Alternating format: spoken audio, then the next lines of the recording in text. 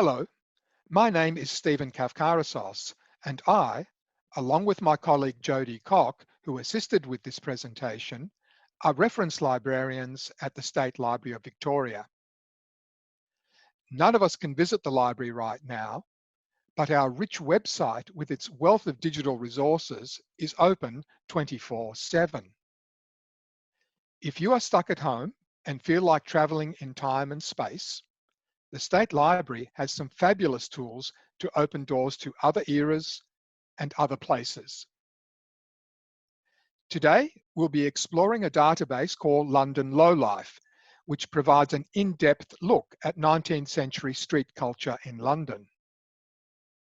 There's lots to explore in this database, but today we'll focus on looking at some old maps of London. If you are not yet a registered member of the library, simply click the Become a Member button on our homepage to do so. Then we can pop in London Lowlife into our search box and then click Search over here.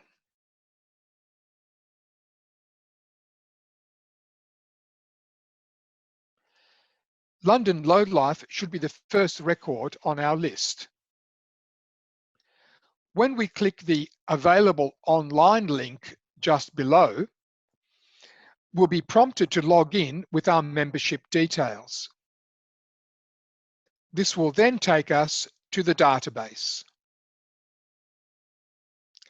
As you can see, the database offers a great deal of information, and we encourage you to explore what's on offer. But in today's session, we'll be concentrating on the maps.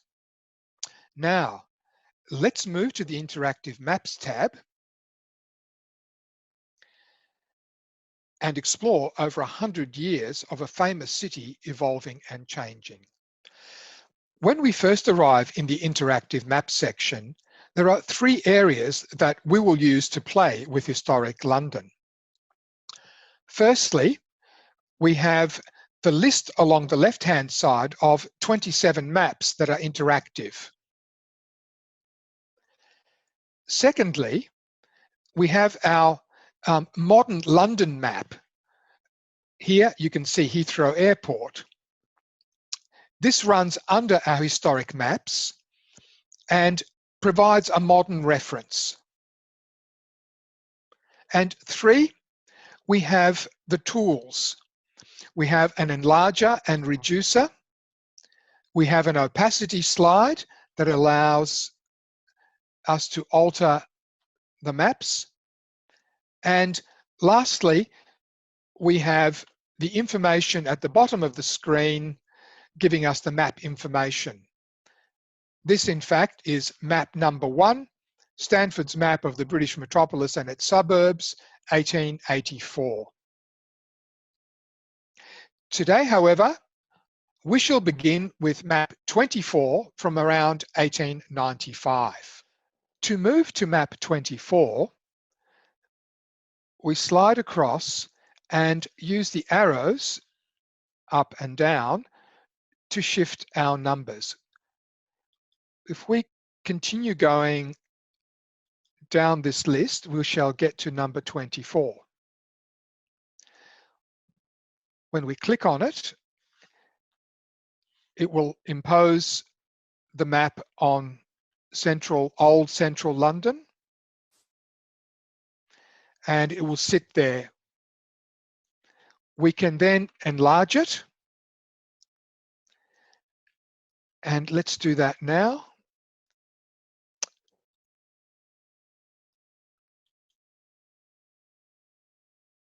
We'll do quite a nice job, quite a nice clear map. London, like most 19th century cities, was redeveloped, had a massive public transport system installed, was later bombed in World War II and partly rebuilt, and more recently redeveloped again from the 1980s. Nevertheless, many features are familiar. Here, of course, we can see Notting Hill. We can go downwards just a little bit, and another well-known Australian location is Earl's Court. We can move across, and here the well-known Hyde Park. And if we continue to move, we have Buckingham Palace, and I'm going to move right across to some of the major public transport areas. Here, of course, we have Waterloo Station, which is very well known, and Charing Cross Station just over here. In fact, there we have Charing Cross itself.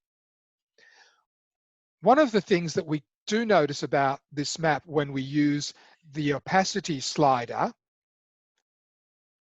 just along the top here, is that when we do slide to see modern London underneath, we notice some differences. Here, we have an area called Kingsway, a road called Kingsway. When we put the slide back again to the full map, we notice that that street, that road did not exist in 1895. That whole area has been redeveloped.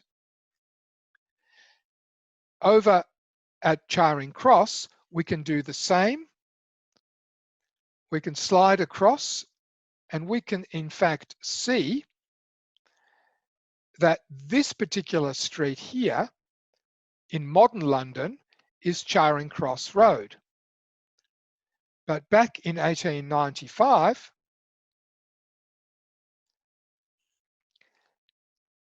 that particular version of the street did not exist. The historic maps themselves are rich in detail, but the interactive setup in this database allows us to explore London in a little more detail.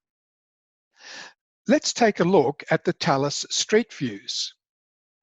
John Tallis was a 19th century mapmaker who teamed up with an engraver between 1838 and 1847 and produced a series of engraved street views, much like modern Google video street views. The buildings and advertising are illustrated for both sides of certain London streets. If we move across and click on Tallis Street Views, you can see the little V-shaped items, and these are basically where the views can be found. I kind of like this one here, Chancery Lane and the Strand. If we click on it, it opens up and you can see this wonderful illustrated view of that particular street area in London. You can even click on this switch to the other side of the street button, and it does exactly that. It flips it around and you can see it from the other side. You can even see the original maps if you use high resolution original drawings. With the Victorian London tab, we have another opportunity to view images of historic London. On the left of the screen, we can see a code that describes the buildings or locations or institutions that are marked on the maps. When we touch a marker, it tells us what the item is. I want to find Leicester Square, which is a little bit further down here,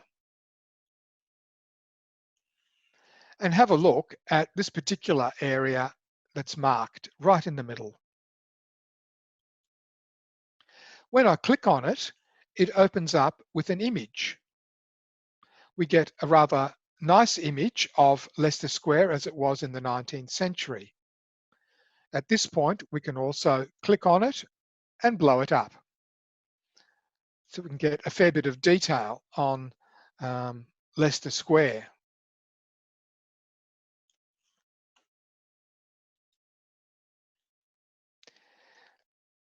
We can also move down a little bit and have a look at a street view, the Strand looking west. And this is a rather nice view of the Strand. Quite a good image of what London streets were like in the 19th century. We have come to the end of our journey with maps, but you can now explore your own pathways in London's history. Take advantage of this electronic resource from home with your children.